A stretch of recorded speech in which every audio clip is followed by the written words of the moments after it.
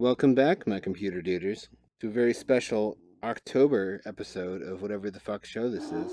Colonizing the Nether. Now to remember who I am. Easier said than done. Hehehe. Who are any of us, really?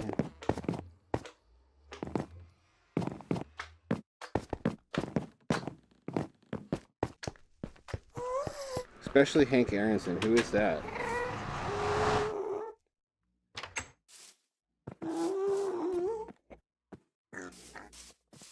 Get busy fucking pigs. Oh, there's 6 of them. That should be fun when they all grow up.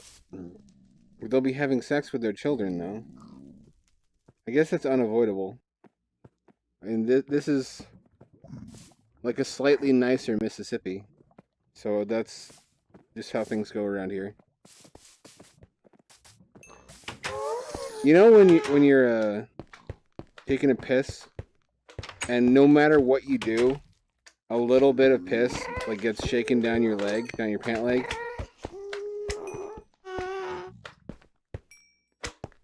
I guess I'm not being inclusive. That probably doesn't happen to Jews because they're circumcised. Maybe that's why circumcision was a thing, and they were like, life hack, cut off the tip of your penis and you don't get urine droplets inside of your fucking burlap loincloth or whatever the fuck they wore. Now, how do we get everybody to do this? Imagine a utopia in which nobody has skin on the end of their dick. We just have to tell them that the creator of the universe likes dicks a certain way. He's really picky about penises, like the aesthetics of how the cock looks. And that seemed like a logical idea to them. That the creator of the universe would make penises with a hood on the tip to keep sand out. Because they lived in a sandy country, but then wants them to fucking cut it off. How long have I been talking about foreskins? I need to have a hard limit for that of like 2 to 3 minutes. Skeletor! Nya! Nya! Nya! Nya! Endlessly delightful. So what's on the agenda? Make more pigs. Get more bone meal. I'm going to need more bone meal to flesh out the dome up here. I don't really need more. I'll have enough saplings pretty soon just by fucking around with these trees. This is already looking really nice.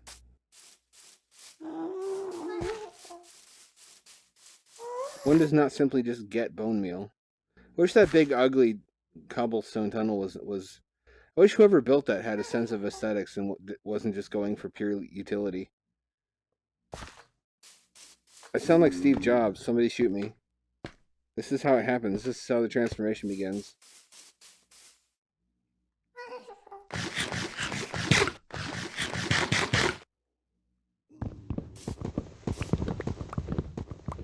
So my car is still in the shop. Apparently, one of the largest auto manufacturers in the country can't fucking keep tabs on where replacement parts are in the fucking supply chain.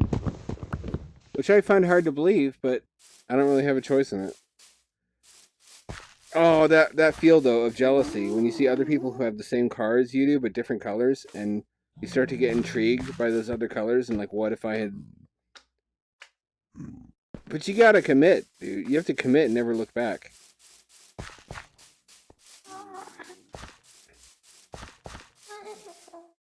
Or who have a slightly nicer version, because the new Volt has a much nicer interior, like, parts. It doesn't need premium gas. It can run on regular gas, and it has a 50-mile range on battery instead of 30. But I hate the styling of it. Like, the first Volt has a really it looks like a car out of, like, Demolition Man, or... Yeah, Demolition Man. It looks futuristic. It looks like 1990s, 1980s futuristic. The new one just looks like any other car. It looks literally identical to any other gas sedan on the market. And also, there aren't any old enough that I can get them for a decent price. They're still like 15 grand. 15 to 20 grand for a 2016 Volt, whereas mine was like 9 grand. I do regret that I bought one with so much mileage, but it doesn't seem to be an issue because everybody I talk to is a Volt. There's a guy who wrote an article about how he's on his 300,000th mile with no major maintenance except basic stuff like oil changes. And a lot of that's not even because he used the oil, just because it doesn't get used. And your gas, you need to fucking put... I need to buy those tablets where you put them in your gas so your gas doesn't spoil when it doesn't get burned for a long time. I brought this on myself by not going full electric. I wanted to go full electric. But the same problem exists with the Leaf. The Gen 1 Leafs only do 80 miles to a charge.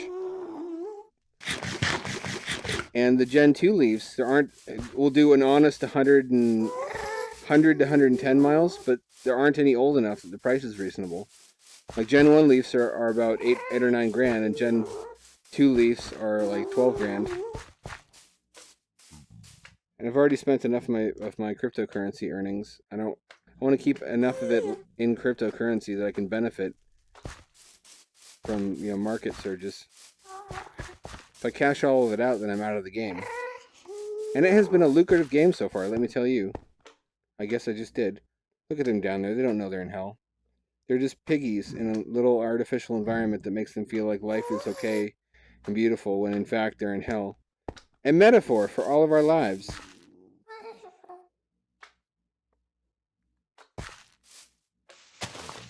But especially fat people.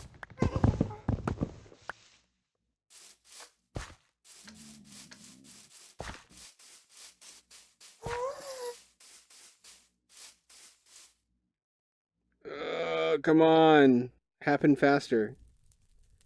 I don't think that's ever worked, but... Faster.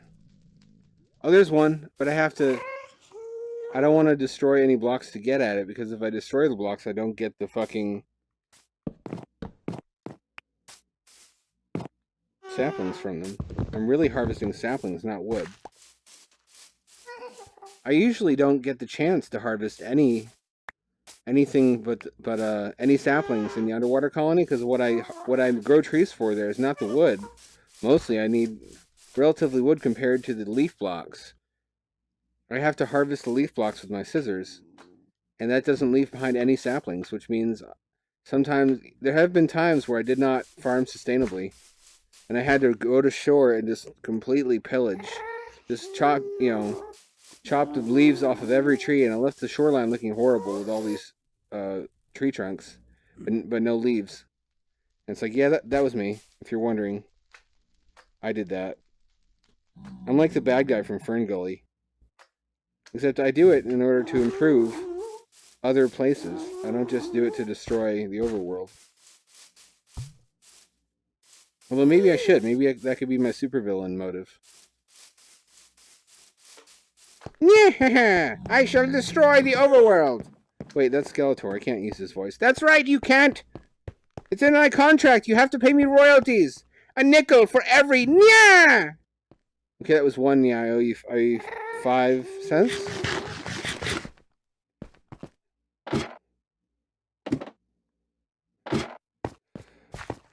Yes, retard. 5 cents. That's what a nickel's worth.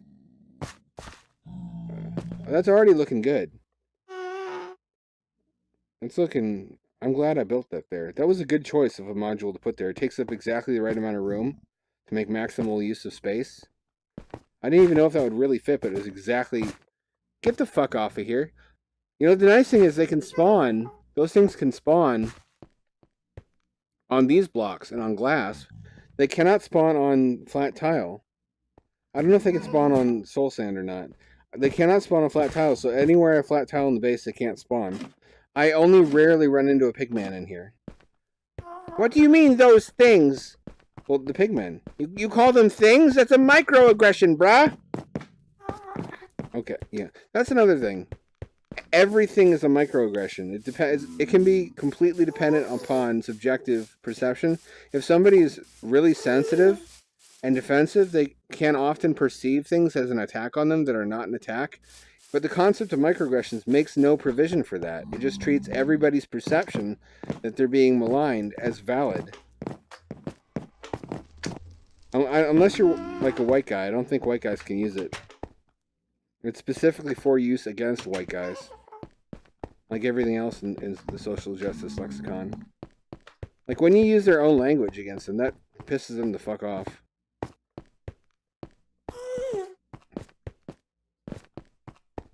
But then, even as I try to be angry at them, my stupid fucking brain like turns back on me, and it's like, oh, you think you got all the fucking answers? Well, then it starts making the case for the social justice arguments.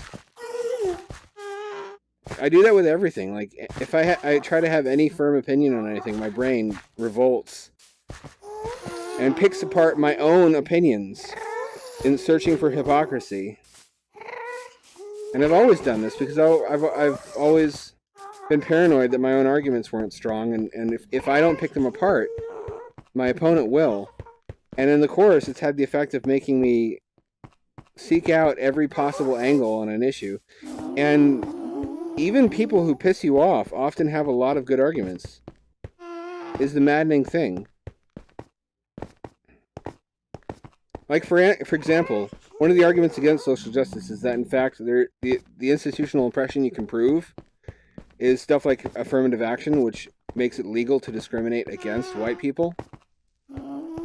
But there have also been experiments wherein applications were sent to white employers, and the exact same employment details, these were spaced like months apart, so they didn't notice it was the same, were put on each application, but there was a black-sounding name on one of them and a white-sounding name on the other, and the black-sounding names did not get hired nearly as frequently. So that proves that there is, when you say, well, you can't prove that differences in hiring are due to racism, in fact, you can. In fact, that is fairly trivially easy to prove. While technically it's true that that's discrimination, it is necessary discrimination in order to achieve the outcome that you would have if employers didn't discriminate against blacks pretty often. And even if the stuff they say about men is hurtful, because I'm one of those, but they have a lot of points, and it's fucking frustrating. I wish I weren't like that. I wish I could just be one of those people who, without any self-awareness, supports whatever their own opinions are whole hog and perceives them as being objective logic, and doesn't imagine and thinks that everybody else in the world who disagrees with them is just crazy. That's a comfortable provincial mindset where you don't have to think too hard about the problems with your own perspective. But man, once you go through the looking glass, you can't go back. Like every little thing, you start to think, well, maybe I'm the wrong one. Maybe I'm stupid and don't know it. Because once you encounter enough people who are 100% certain of their opinions, despite being very obviously wrong, you think, well, how come they don't know that? And then you think, what if I'm in the same boat? What if I'm one of these people who has a retarded opinion and doesn't know that it's, stupid and wrong, like these guys? And you get fucking paranoid about it if you're like me, and you start to think, well, what are some tools I can use to identify? What are some red flags that's the boat I'm in? And I think even if you don't want to be some kind of totally impartial agnostic Gandhi, even if you have a particular cause you want to support, you can become more effective at identifying weaknesses in your own argument that your opponents will attack by attacking yourself. Not physically, not literally, but like coming at your own argument as if you were the opposition and endeavoring to truly understand the opposition's point of view so you understand why they oppose you. Often in the process, you arrive at a new balance between their view and yours, where it turns out maybe your position is still a little bit more right than theirs, but not as much more right than theirs as you thought. Or maybe it comes to a new balance where you were right that they were wrong about certain things, but they're more correct overall, and you didn't realize it until you did that. And also, as much as I like to rant about how a lot of women do not recognize that prejudice against men is a thing because they've personally had experience with men being shady and sexually aggressive, and they don't recognize that that doesn't make it not prejudice. You're supposed to ignore stuff like that. That's the whole idea behind egalitarianism. Or ignore the difference, the statistical difference in the frequency of occurrence. At the same time, if they can admit that, I can admit that, in fact, men are fucking shady a lot of the time. And I didn't know that myself until until my sister had her first boyfriend, and he was a fucking turd. The first time I ever had to, threaten anybody with a weapon is when I had to drive him out of the house because he was arguing and was hitting her and wouldn't leave. And I was like 10 years old, and I had to chase him out with a knife. And he wasn't, I thought he was afraid of me at the time. He wasn't afraid of me. He was afraid of hurting a kid and going to prison for hurting a kid. But I thought I was brave. And I thought I was just a badass, and he was just that afraid of me. After the fact, in the moment, I didn't think I was a badass. I was pissing my pants, scared. And my sister and I had a strong bond for a long time because of that, until she fucked up and is in prison. I can't really defend her either. She just made some dumb decisions. So yeah, I've seen firsthand and what men are. The thing is, if you're a man, you don't see the worst side of men. Because they don't send you creepy messages. They don't send you dick pics. They send women that stuff. You're not going to see that stuff. Unless you have the misfortune of having a really creepy gay friend or something. Which is a thing. I give them a free pass. Maybe I shouldn't, but oftentimes I've had gay friends be, like, cross the line over and over again being flirtatious with me. And I'll tell them, I'm not comfortable with that. And then they'll be like, oh, I'm sorry. But then 5 minutes later, they'll do it again. And I'm like, I'm not comfortable when you do that. And they're like, oh, I'm sorry. Then 5 minutes to get, that sort of thing. Women deal with that sort of thing, but even more intensely. Because there's a feeling, I think, men feel as though they can get away with it. Because I wouldn't call it rape culture, because that's not what it is. I don't think anybody really glorifies or defends rape. They misunderstand the purpose of rape jokes, in that it gets a shock out of you because it's wrong. But there is a culture of men covering for other men's misbehavior. Like thinking, well, if this guy gets punished, maybe I'm next because I've done similar things. Like Woody Allen. Woody Allen came out and defended Harvey Weinstein. And I'll give you 3 guesses why he did that. Because he's done the same kind of shady, gross shit. And he wants to perpetuate this atmosphere that it's not such a bad thing.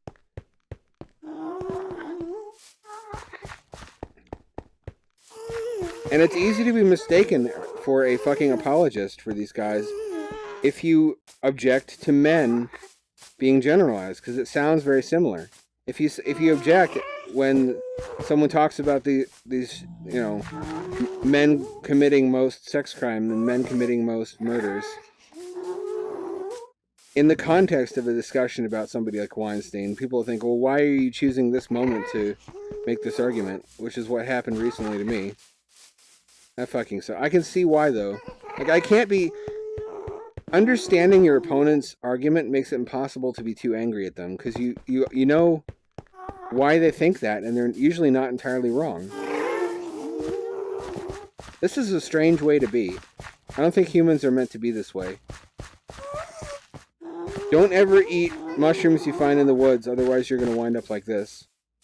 Unable to condemn fully any point of view. Unable to believe 100% in your own ideals. You could argue that's a good way to be. It makes you more tolerable as a person, but also it makes it difficult to get anything done because you don't really fully feel any strong conviction that there's any one right way to go. Everything is way more balanced than it seems. And there's way more sides to everything than it initially seems.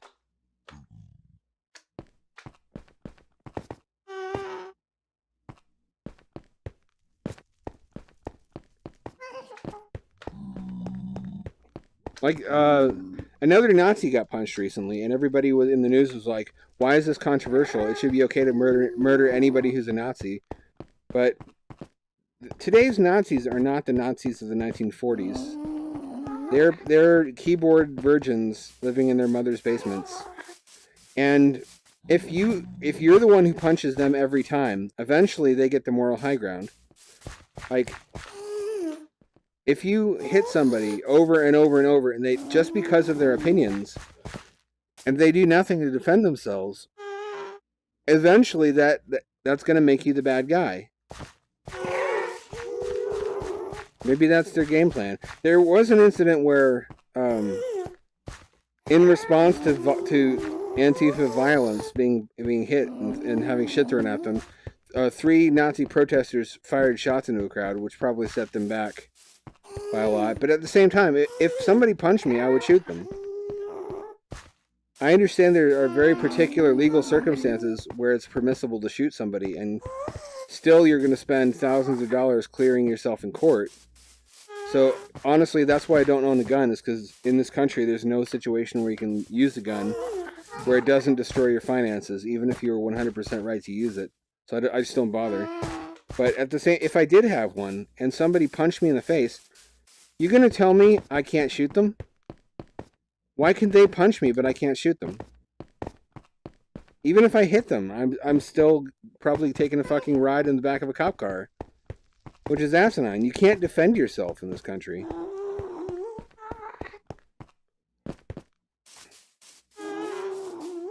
If it's a cop, I kind of understand it. Like, a lot of the killings BLM protested, it later came out in the autopsy that the cop's story was true. In some of them it wasn't. In some of them it was a straight up murder, and the point made. But if you're a cop, I've discussed this before. You have to get help to a higher standard, because you have power over life and death over everybody. You're in a gang where you can stop people and point a gun at them, probably with very little repercussions. So it's a very good thing that we have a movement that's calling for increased scrutiny of cops. I'm for BLM in that respect. They may have done some dodgy things, but overall, they're in the right. Which is difficult to say, because they're often very hateful towards white people. But although I'm viscerally provoked by that, they're still kind of right. They're right about a lot of stuff. That doesn't mean if they wanted to kill me that I would let them, but I would understand their anger. When you understand somebody's anger, the thing is, that can make you weaker too. That can make you more likely to roll over for them and let them get their way, even though they will not be so reasonable towards you. Because I've had this happen. I've had fights where I was the one that was technically right. There's that word again. I understand that doesn't really count for much in a emotionally motivated argument. But they were just pissed off at me, and I eventually apologized, but they wouldn't forgive me. And what the fuck do you do then? If you're sincerely sorry, but they won't believe you that you're sorry, what do you do? What are you supposed to do? They don't allow reconciliation. At that point, they are the barrier to reconciliation, not you. That's a kind of a one-sided way to think about it, where you think only, considering how it affects you, when they want to know that you're thinking about how the argument affected them. So you got to think about both sides of arguments and all sides of everything, and what it was like for them to be on the other side of that argument with you. Probably not pleasant. Man, I need to take the opposite of mushrooms at some point so that I can become less reasonable and less balanced, because I can't live this way. Everybody's right and wrong. Everybody has good points and bad points. It's too balanced. It leaves me directionless. I kind of like it, but I kind of don't like it. I can't undo it though.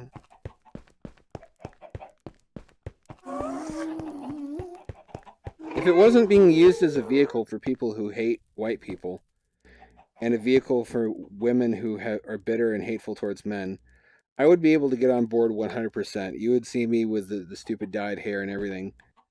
But I don't want to get hurt. I don't want.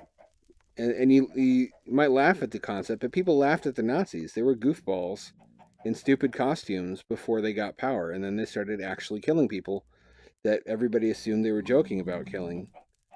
I don't doubt for 10 seconds. I think having seen a lot of SJWs on Tumblr, I am 100% convinced that they would start killing if they thought for a minute they could get away with it. I think there are absolutely are people that extreme in that movement, and I think the extremists are the ones who rise to the top in any movement. They're the ones who show up for every meeting. They're the ones who shout the loudest and who have the most. Like, people admire extremism within any movement. Like, they admire somebody for being more into it than they are. That's how the shit like that happens. You get rewarded for having more radical views.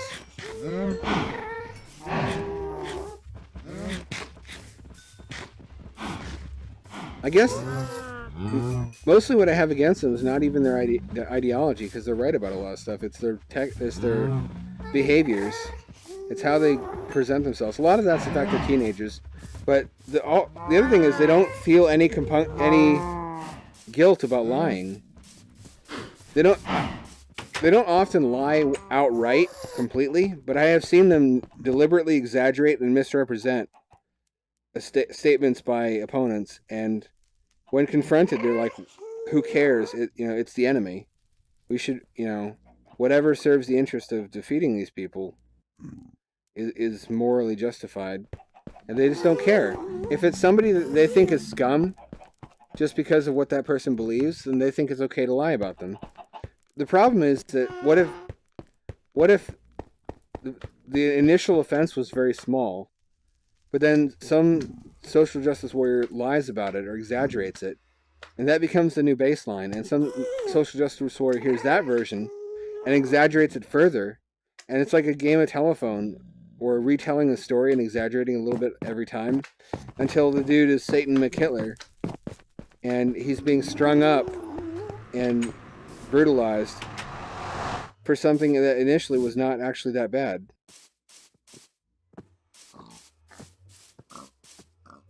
Would you fuck already? I want more pigs. Man, these fuck pigs are the bane of my existence. Is a sentence I did not think I would say when I got out of bed this morning, but it's one of those fucking days. It's raining like I don't want to say cats and dogs. It's such a cliche. It's raining so bad that there's a flood warning for my area, and our elevation is not that low. That's insane. It just keeps coming down and doesn't stop. It's oppressive. Like my car's in the shop. I use my e-bike to get around now, which really it's kind of a stretch to call that thing a bicycle. At this point, it's using like a motorcycle frame. I haven't been hassled by the cops yet, but I'm dreading it. A cop is gonna stop me and say, "What the fuck is that thing? Why are you riding it in the bike lane?" And I get stupid around cops. Like, if I was black, I would be dead. I don't feel any reservations about admitting that. I guess I haven't ever been violent with cops because I'm not, not that retarded. I have been snippy with them. And I felt bad about it later because I recognized later on when I cooled down, they didn't deserve that. They're just doing their job, and they were right. I think I've gotten ticketed for speeding once, and when that happened, I made a snippy remark about how,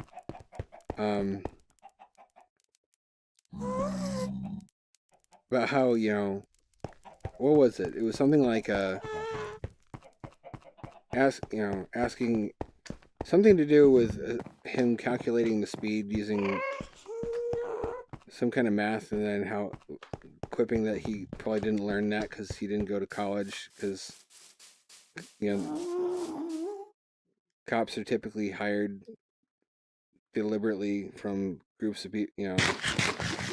They don't want people who are too bright as cops. They want people who are just going to implement the law as it's written, which is kind of valid. It's not a bad thing. If there's no sinister motive behind it, They kind of want RoboCop, but there aren't any robots that are good enough for that yet. So they want stupid people, which is the next big bit.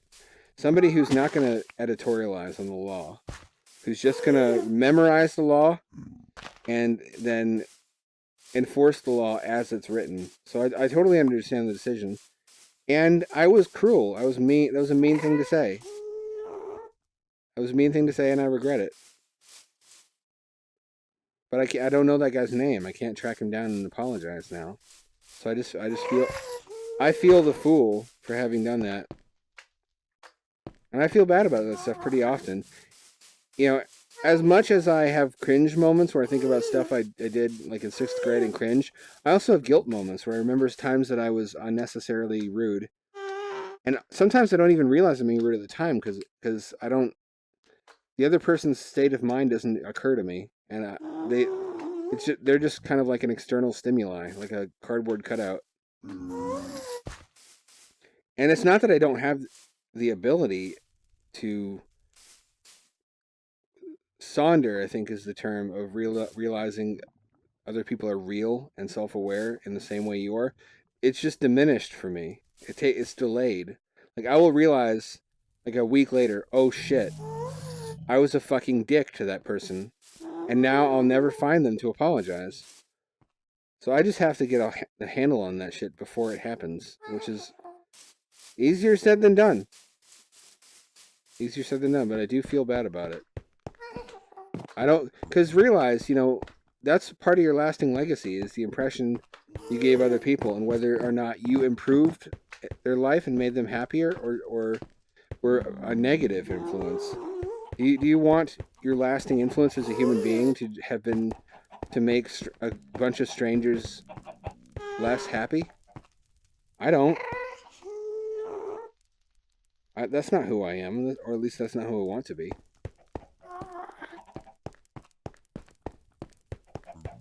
There are some groups, though, that are just plain wrong. Like Scientologists. I don't feel bad about that.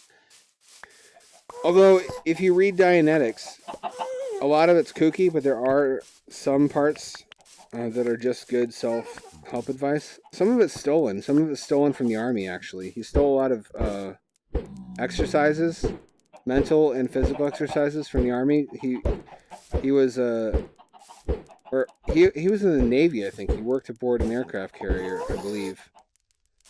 But anyway, that's how they get you. They lure you in with the reasonable stuff, and it works. It works. When you try it, it works. So you think, oh, there must be something to this. You don't realize that stuff's not specific to Scientology. That's just good general advice.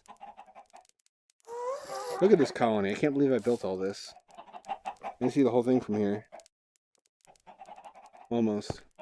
It's even bigger. This is fucking tight. I wasn't sure how cool this was going to be going into it, because it's not underwater or in the sky. It's just a bunch of buildings in the Nether. But it looks cool. And I like the different elevations thing I have going on, where I adapt the colony to the terrain, rather than clearing out the terrain to build this big flat thing. I'm pleased.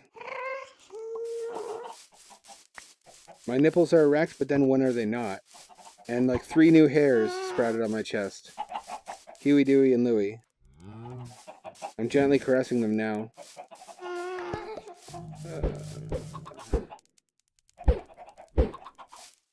I guess the other thing that, if there is another thing that bothers me about social justice, it's that it's making it dangerous for guys like me to work.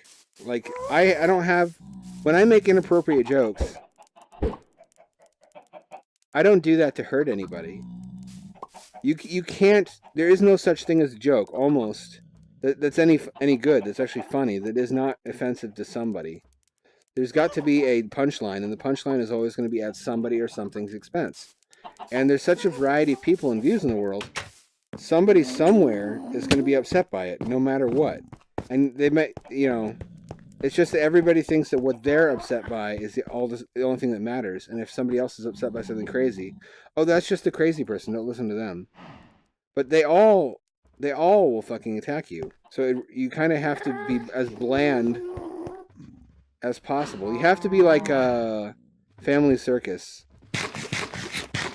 You have to be like modern Garfield levels of bland, unoffensive humor. I can't do that. You know, I would rather be dead. I would rather be dead. Which is, I'm sure, how a lot of these Tumblr people feel about me, too.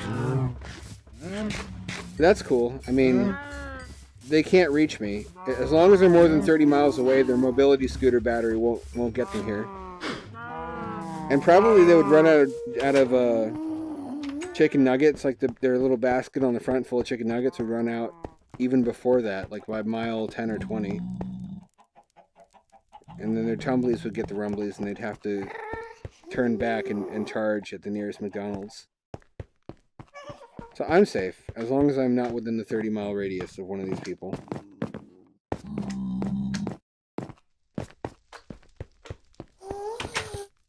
Ableism is a good joke. What the fuck is that? Like, you can't imply it's better to be able than disabled, but it fucking is. And when you fetishize and glorify disability, you're not helping anybody. You're setting the bar lower and allowing the proliferation of serious crippling problems that make humanity itself progressively weaker. Like, try to imagine a future where everybody has multiple serious medical problems that are hereditary. And like half of the population is working in healthcare just to keep the other, like themselves and the other half of humanity alive. And everybody just walks around with like an oxygen mask and like an IV drip. Everybody's sick. Everybody is disabled. Because we wouldn't acknowledge that it was better not to have people be that way. You don't have to go full-blown, you know, Hitler to recognize that it's better not to have people... Being healthy is better. That doesn't mean we have to put down people who aren't healthy. It just means we have to recognize that health is an ideal, and it's a good ideal. And that's an ideal to aspire towards. Aspire towards, but it's not something you should make fun of people for falling short of. Is that alright? I think that's alright. Because otherwise, what's the future going to look like? It's not going to be a pretty sight. People are like, oh, that's eugenics, as if that makes it wrong. The only problem with eugenics was that they killed people. If they didn't kill anybody, and just, for example, offered cash incentives for very intelligent people to have lots of children, it would be fine. In fact, that was done. There was a guy named Robert K. Graham who I think paid for the sperm and eggs of Nobel Prize-winning mathematicians and scientists. And guess what? The children actually were abnormally bright, as you would expect them to be. And the media tried to play it off like the children were normal. Like, okay, they're like, okay, all right, they have they're really talented at extracurriculars, they have great grades, but they seem normal to me. They have all the same hobbies as my kids. And it's like, well, no shit, they're humans. But their IQs are abnormally high, and all of them went on to be successful in whatever their chosen field was. And it's like, this is what all of us could have. And I don't think it would turn out like Gattaca, because that's what fucking liberal social justice values should be for, is to prevent discrimination against people for falling short of whatever the latest and greatest is. That doesn't mean we shouldn't try to improve people, and that doesn't mean that there isn't a way to do that that's humane and ethical.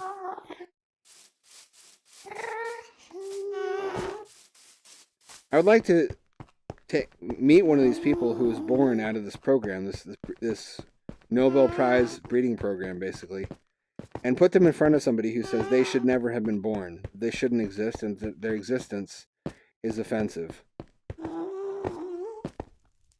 They would have to look directly into the face of good health and good intelligence and say, no, I reject you. You should not exist. People should be sick.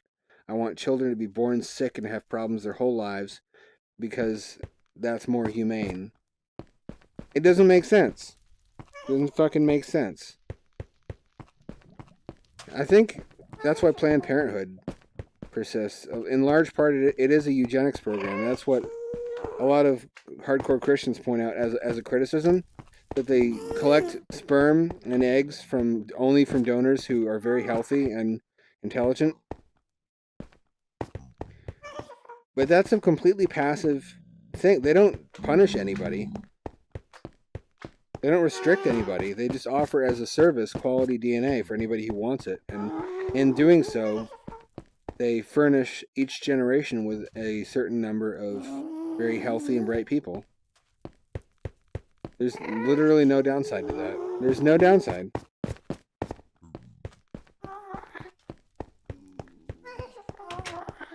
I don't think so. I think it's possible to go too far with it, but we've discussed that already. All the freakish science project type stuff of combining all different kinds of DNA and shit with different animals, and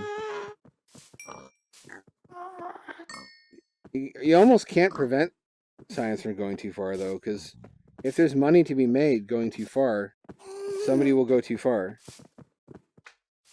Guaranteed. I've discussed that before too. This is the problem with playing the same game in the same environment.